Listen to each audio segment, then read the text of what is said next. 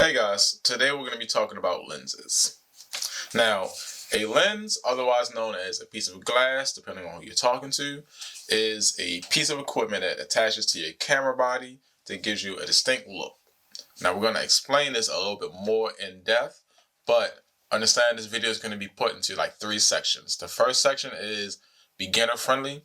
It'll just give you a bit of information that's all that you need up front so that you can get started. There's going to be an intermediate part that's going to give you a little bit more information so that you have more buying knowledge. And then there's going to be an advanced part. That's going to let you know exactly what you need to know about any type of lens the second that you look at it, what to look for, where to look for it. And that's mainly going to be after you've been in the gig for about a year and you've understood what your real goal is. Now, as I said, it's a piece of equipment that has glass inside of it that gives us a very distinct, unique look. Now, before buying any type of lens, you need to make sure that you understand what type of camera that you have and what type of mount that it has. When you bought the camera, it said the name of it. It also has an image on the body of the camera showing what type of mounting system it uses. When buying a lens, you need to make sure that you match the mounting system to the right camera. Otherwise, you could buy a lens that does not fit. There are adapters that help you switch and swap, but why not just buy it so that it naturally fits onto the camera that you buy? When starting off, the 3 lenses I recommend you having are the first, which is your standard kit lens. Typically, that is a 24 to 50, a 15 to 50, somewhere around that range, depending on what your camera brand is, a 50 millimeter, and then a 85 millimeter. I'm explaining why in just a moment, but understand, having these 3 type of lenses in your camera bag lets you be ready for almost any situation, especially when you're just starting out, when you're trying to find out what you like the most. Now, the kit lens is because it's one of the cheapest piece of glass that comes with your camera. It's made so that you can figure out how you like your shots. Some people like wide shots that are very distorted. Some people like zoomed in shots that are not distorted. The 50 millimeter, it gives you the same look as if you're looking just naturally through your eyes. This is very common, it's very cheap. It gives you the best bang for your buck right up front. Everyone has a nifty 50 somewhere in their camera bag. An 85 millimeter is great for people who are taking a step back from whatever action is happening, but still want to get the shot. You don't have to be up close to your subject in order to grab this shot. So on every camera body, there's going to be a button to the side of the camera. This button is used so that you can release your lens. Now, I'm going to do this nice and slow so you can see me, but I press a button down while twisting the lens, and then it comes off. That way I can put a new lens onto this camera body. When putting it on, all I'm doing is matching up this image right there to the one that's right there on the camera. Until I hear the clicking sound. Once I hear the clicking sound, I know that it's properly on, properly attached. Now, cleaning your lens is really easy. If you have glasses, all it is glass cleaner. Don't buy anything specialized, none of that. You can just buy eyeglass cleaner, use that, and it'll easily clean your lenses. Once I have it in focus, all I'm doing is just spraying just enough onto the lens with my cloth.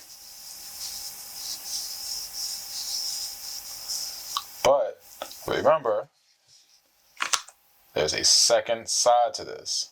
This part of the lens also has to be clean. Now, yes, there are electrical components onto it. All that means is don't clean your lens and then attach it right away. Clean it, let it dry before you attach it. You should always be cleaning your lenses before or after a shoot. Never during a shoot where you need to hurry up and put something on. Even though there's always a lens cap, or always should be a lens cap on your lens, sometimes dust will come there, and that will be shown in your images depending on how close you are to your subjects. So diving a little deeper, As I said, every camera has its own type of mounting system. When you look at the lens, on the top of the lens is normally an image, whether it's a dot, a line, color coordinated type of shape that lets you know it'll match with whatever camera brand that you're using. Every camera has its own mounting system. You need to make sure that it's the correct one so that you can find it and you can attach it. However, there are adapters that you can attach to your lens that then lets you mount it to your camera. This is great for people who are upgrading from one camera to another and don't have the funds to just go and buy new glass all over again, which is understandable. When you're going from your DSLRs to your mirrorless, you don't want to drop another $7,000 to $8,000 in glass when you already have it. Instead, it's cheaper just to buy a $500 adapter and just adapt your lenses to your new camera. When you look at a lens, it'll let you know whether or not it was made for a full frame sensor or a cropped sensor.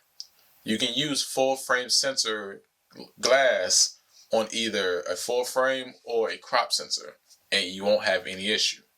But if you use a crop sensor lens on a full frame, you're going to get a vignetting, which is basically only the middle of your screen is going to be visible. The outer edges is all going to be dark. And that's because it was made for a smaller sensor. So imagine trying to look through your eyes just like this at any time. Everything outside of my hands looks dark versus what's in front of me, which is actually what's in focus and which is bright. When you're looking at a camera lens, you look at the mm and the f-stop. The millimeter, it tells you how zoomed in your camera lens is. The lower the number, the wider shot you can get. So far, the widest shot that anyone can get is an 8mm lens, which is a great, big, wide open thing, which is something great for landscape photography. Now, you can go the opposite way and go zoomed in. The highest right now, to my knowledge, is a 700mm lens. That's for natural photographers who need to be way over there. But if you're in this course, I doubt that you're trying to grab the super duper zoomed in shot or the super duper wide shot. So we'll limit the parameters to where you normally would be at. The widest shot would be a 15mm lens. Again, it's a nice wide shot. It's typically for big groups. It's for people who are vlogging like myself right now. It's also for people who are just getting into landscape photography. Zoomed in, you're looking at 120 to 150. It's not that zoomed in as you might sound, but it's great for people who are into wedding photography and who are getting images where they need to be at the back of a room of a fully packed venue. When you look at a lens, on the side of the lens, it'll tell you the type of lens it is, it'll tell you the millimeters, and then it'll tell you what's called the f-stop. The f-stop is the aperture, and aperture is basically how much of your image is going to be in focus. The lower the f-stop, which is your 1.4s, your 1.8s, 1.2s, that's going to be the shallower depths of field that you have. In layman's term, that means when I'm at 1.8, I'm in focus. Everything behind me and everything before me is blurry. When I'm at 5, everything in front of me and a lot of things behind me are in focus. When I'm at f11, everything is in focus. Some lenses let you go through the motions and pick whichever one you want. Some lenses have a fixed rate of how low and how high you can get to. Now, we're going to get to that in a second. Those are what we call zoom lens versus prime lens. A prime lens only has one focal length. It's typically known for that one specific focal length, which is why they made it. There are your 50s, your 35s, your 85s, your 105s, and so on and so on. Now, I know I just threw a lot of numbers at you, and you'll understand it as you look through your camera to figure out which one you like the most. Now, there are also zoom lenses. Those are lenses that go from a range of 24 to 70, 24 to 105, 15 to 30, and so on and so on. Now, you might think, well, why would I get a prime lens if I can get a zoom lens? That's because prime lenses typically can go down to your aperture of 1.8, 1.4, 1.2. That's typically what you see in a lot of professional photography, where your subject is the only thing in focus and everything else is blurry. Your zoom lenses are more for when you're doing a wide variety of things. I use zoom lenses primarily for like events as well as some photo shoots, because the higher price bracket of zoom lenses gives you the same quality as prime lenses. Now on the zoom lens, it'll tell you that you can go as low as a certain number, which is typically about 4.5 to 2.8, again depending on how much you spend on that zoom lens. Cheaper lenses are typically 5.6 up to 7.1. So anywhere between that is its natural range. You can always go higher than 7.1, but you can never go lower than that 5.6. Every lens has the minimum focal distance on it so that you can realize how close to a subject you can get before it'll stop focusing. Now, it also has a maximum focal distance. That's how far away you can get before it no longer focuses correctly. And instead of focusing on something tiny that you want it to, it'll focus on the larger picture. While we're talking about focal distances, there are things called macro lenses. That's a lens where your standard 1 foot to 3 foot range that you got to be far away from can be thrown out the window, where instead of being this far apart, you can actually be this far close and it'll still focus. Now, macro lenses are used for a variety, and there's no real only use for it. Some people use it for nothing but like jewelry shots, for flowers, for insects. Some other people use it for headshots, for buildings, for things like that. Like there's a lot, like any lens doesn't have you can only use this lens for just this. You can use any lens for anything. There are types of photography that are preferred for that lens type and that always deliver great results. But you're free to be as creative as you want and use it however you feel like. You don't have to put yourself in a box. Never just stay into one thing. Always expand, try new things, and keep it going. On the front of the lens, it'll also tell you what your thread size is. You need to know that for when you're putting on any type of filter on the front of your glass. Filters come in a variety of things, and that's going to be its own subject.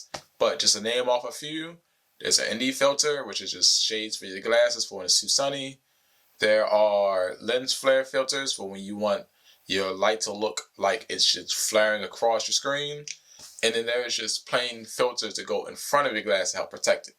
People normally do that when they go into places where there's a lot of sand, dust, or things that could damage or scratch your glass. More expensive glass has what's called image stabilization. That's basically making sure that your image is always going to be in focus, even if your hands are shaking or your whole body's shaking. It adds more to when you're taking a photo. As you might already know, standardly you have to have your shutter speed at least 1/125 in order to get rid of the natural shaking of what's in your hand. Now, if you have image stabilization on, you could lower that. Or say you're in a moving vehicle or you're moving anything. This helps you lower how fast your shutter speed needs to go for you to still get sharp images. And that all depends on what type of environment you're on, what type of environment you're shooting in. But I always recommend having this on. There's no real reason to have it off. So you've come to the end of the first video about lenses. Hopefully you've learned a lot. A lot of this is not going to stick. I'm just going to let you know that right now. You're going to have to watch this video once every couple of months. Some things you're going to catch right away. Some things are not going to hit. And some things you're going to think, I heard this somewhere, but I don't know exactly where I heard it from. It's okay. Rome wasn't built in a day. You're not going to learn everything and remember everything day one. It all is going to come from practice, experience, and asking questions. See you in the next one.